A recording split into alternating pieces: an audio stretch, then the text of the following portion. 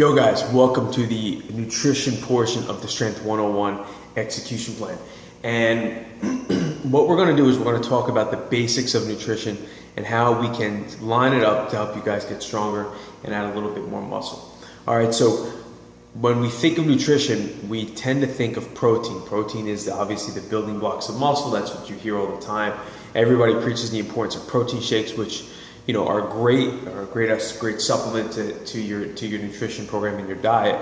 But the reality is we have to look at strength training from an energy expenditure standpoint. So if we are training for strength and we are taking our 2 to 3 minute breaks between lifts and between sets, we are hitting the anaerobic training system. We're hitting the anaerobic system, which means we're training without oxygen, which means carbs are our initial source of energy for these lifts. When we train the aerobic system, when we do some sort of cardio or running or elliptical work or bike work, where we tend to use fat more for energy. So what does that tell us? It tells us that when we are training for strength, that we need some sort of carbohydrates to get optimal results, right? So what I would do is, depending on your carb sensitivity, now I'm going to give you a few scenarios here. The first scenario is if you are really relatively lean, maybe 10% body fat or below, maybe you're considered a hard gainer, somebody who has trouble gaining muscle mass, you have a higher tolerance for carbs. You can eat pretty much carbs all day long and probably be okay.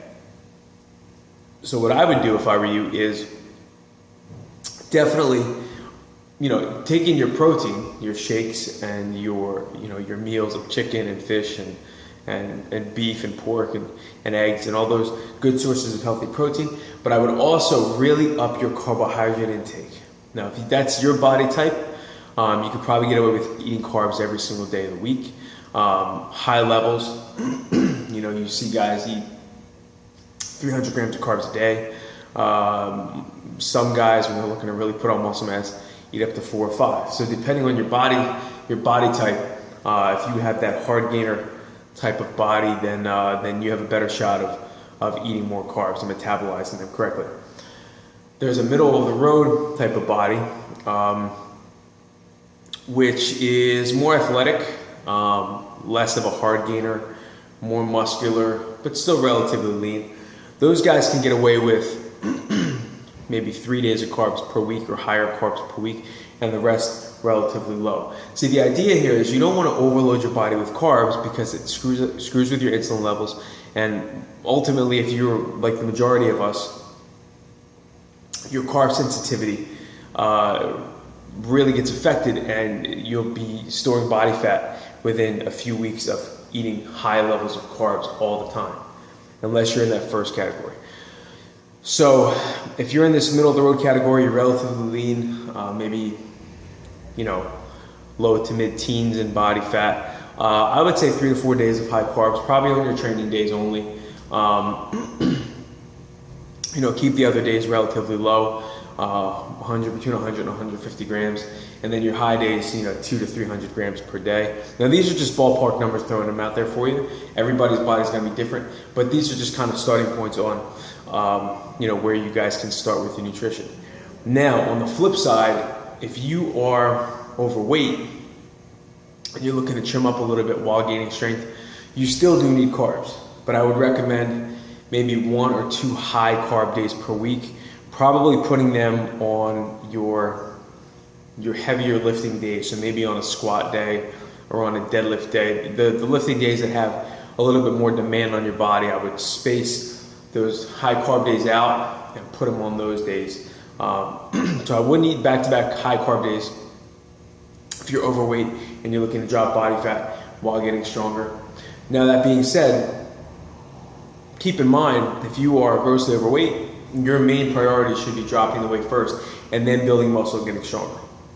It's going to speed up your metabolism, and you'll have a much easier time getting stronger and adding muscle if you're already more lean than you were before. So just keep that in mind. All right, so ultimately you need carbs. Okay, so protein is great source of energy for workouts and helps you recover. And you know, the thing with the supplement industry is they want to sell you protein because it's a hot item, right? But you ultimately want to get rice, pasta, potatoes. White potatoes are good. Sweet potatoes, oatmeal, all these good sources of carbohydrates in your diet, and you will see a huge difference in how you feel when you train. You're not going to burn out as fast.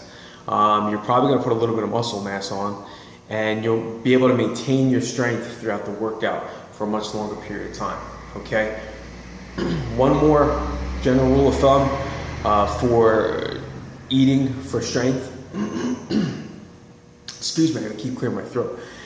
Eating for strength is shop on the outside of the supermarket. That's where your eggs, your wheat bread, your vegetables, you know, all your meats, all these good sources, these quality sources of protein and usually carbs are on the outer the outer perimeter of the supermarket.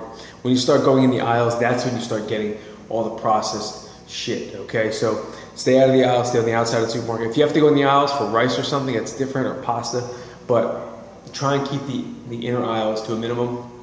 But again, eat those carbs, guys. Eat those carbs. If you want some more information on how to manipulate carbs, there is a carb cycling 101 execution plan in the nutrition section. Okay, the nutrition execution plan section.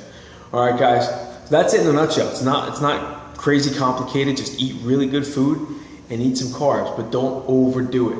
Okay, remember 3 body types. One is a super lean guy, ripped to the bone, has trouble gaining weight. He gets a lot of more carbs because his metabolism is much faster. Okay, then you have the middle of the road guy, low to mid teens, body fat percentage. That guy, maybe 3 or 4 high carbs per day, high carb days per day. And then you have your last body type, which is somebody who's overweight, somebody who's, I guess, bigger boned or, you know, puffier looking.